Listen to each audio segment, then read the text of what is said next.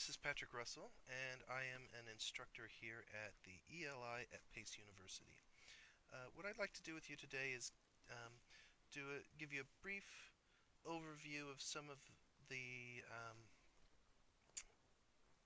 methods and approaches that instructors use here at Pace University, or the teaching philosophy of our program. Um,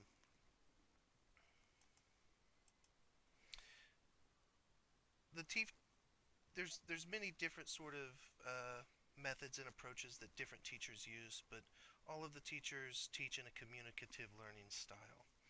And what this means is students really learn to use the language in the classroom. Our classrooms are student-centered, and so the focus is on the students, where the students spend most of the class communicating with one another and the instructor, and then the instructor provides feedback for the students. Of course, we also greatly encourage the use of technology with our instructors. So what I'm going to do with you today is sort of go through and show you some of the technology and some of the lessons that I use, and I'll show you a video of one of my conversation classes. So this is our Blackboard page, and when students log in or instructors log in, this is what it looks like. And you can see my courses down here that I'm working on right now, and I have assigned some homework and things like that. We're going to go and look at a class from the spring of 2016. This is a grammar and writing class, and this is our 070 level, and 070 level is a high intermediate level. And each teacher is going to use Blackboard in a different way. I tend to use Blackboard a lot to give homework and to give feedback. So you can see here I've talked about these video edits that they need to go and look at, and on down the page I've given them homework. I also put a lot of the stuff in coursework, where I'll talk about what happened in that day of class, and I'll also talk about homework. So as I said, we like to have a student-centered classroom. So instead of me teaching a lesson on, say, adjective clauses, what I'll do is I'll assign a lesson on adjective clauses for students to do for homework. And when I do that, the students will watch a video and they'll answer questions on a worksheet. So for example, here's a lesson on adjective clauses, and the students receive this worksheet here, and I've asked them a bunch of questions about adjective clauses. So for example, what are relative or adjective clauses useful for? And then students will go and they'll watch a video. And most of my videos come from this website, ingvid.com, which is an excellent resource for all types of lessons of English as a second language. And this just saves time in the classroom. Of course, I always will go back and answer students' questions, and if they need me to reteach something, there's no problem with me reteaching something, but I figure it's much better for them to watch at home, answer the questions on the worksheet, and then when they come to class, we're practicing relative clauses, and I get to give them feedback on their production of relative clauses. So for example, they'll watch this video that's done by this gentleman named Alex.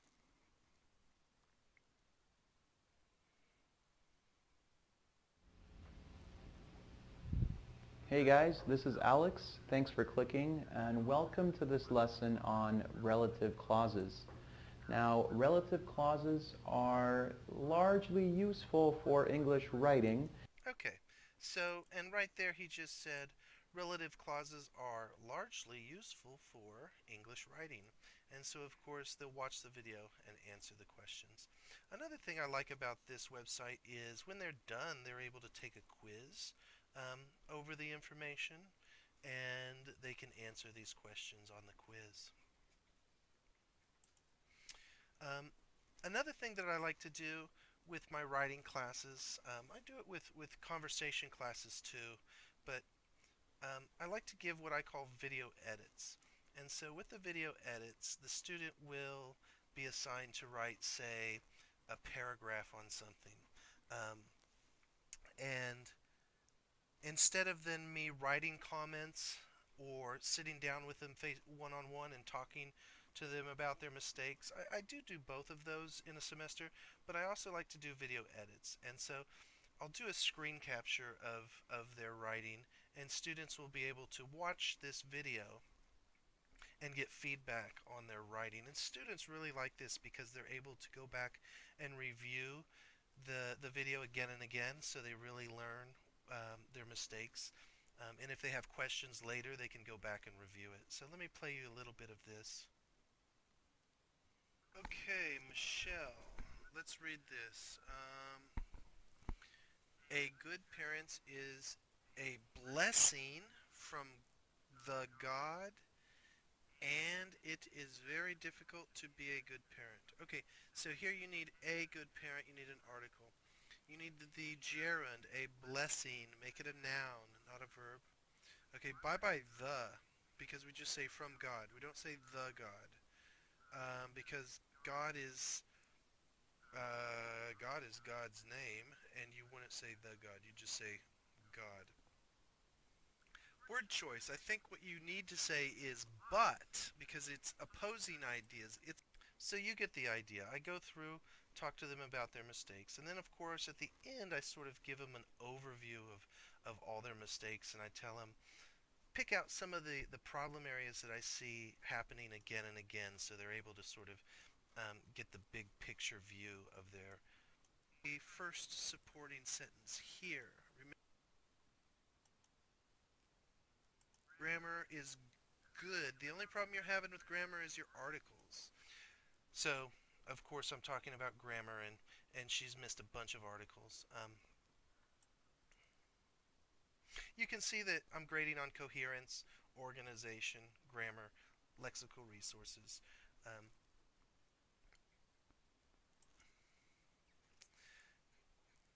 Another thing that we push here at the English Language Institute is the use of technology. And we're lucky because most of our instructors, almost all of our instructors, really enjoy using technology in the classroom. So as instructors, we like to get together every once in a while and talk about what kind of technology we're using. And students, I also talk to my students about what kind of technology they use in class. So I'll show you a couple things I use in one of my reading classes. I like to use this website called wordandphrase.info. There's also a dictionary website called Lingro, and I'll show you a little bit about how these work. First, let's look at word and phrase. So with word and phrase, what we want to do is we want to find a text we want to read. Um, there's a section in the New York Times, I believe it's published every Tuesday, and it's called Trilobites. And it says here, unearthing fascinating morsels of science. I like these articles because they're short, they're academic, and they're interesting too. So what we'll do is we'll find an article that we want to read, and then we'll simply copy.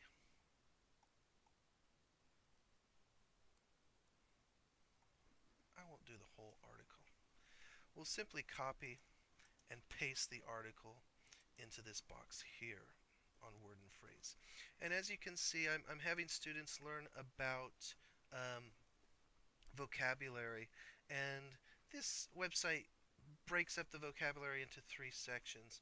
We have a frequency range of 1 to 500. So these are the most commonly used words in the English language. And then we have 501 to 3000, the most. These are the mid-range words. These are words that you see a lot: popular, immigrants, recent. A lot of students know these, especially when we get to the intermediate, upper intermediate levels. And then the yellow words are going to be our content words. These are going to be the keywords, what the article is really about. And you see some of these words are pretty difficult. We look at mongoose, for example, or meek rats, dwarf. So students can use this to start to see the the key vocabulary words that they need to learn. We can click here and it lists them out, so they can have a list of these words. What's more is you can click on a word And it provides a definition. It also gives other words that it collocates with, or other words that go along with that word. Um, so this is good if I'm teaching students to learn language in chunks, meaning if they learn one vocabulary word, they want to learn other words that are around the vocabulary word so they can really understand how to use that word. So for example, we clicked on dwarf and then maybe we're going to go and say, okay, what's a dwarf galaxy? And when we click on dwarf galaxy, you start to see how dwarf galaxy is used. Um, let's do another one, maybe find a better one. Let's maybe we'll do a verb.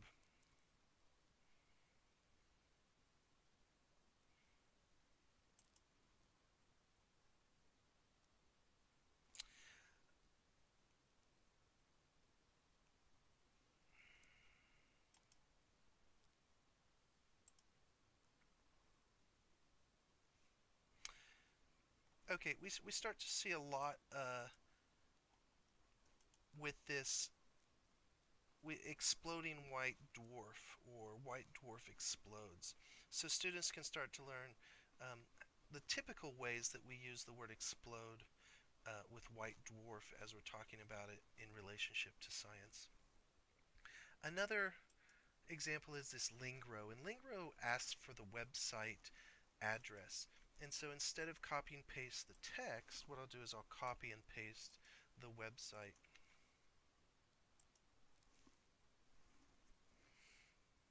And what it does then is it's gone through and it's actually made this a dictionary. And you can do British English to British English. You can do American English to American English. You can modify it. You can even have it go from English and give the Chinese definition or Spanish definition. There's a few languages that it can do. But this allows students just to click on words and get the definition immediately. And I know a lot of my students really like this because it lessens the time of them having to go and type it into their dictionary. Um, so those are just a couple websites that we like to use. So let's take a look at what one of my classrooms looks like.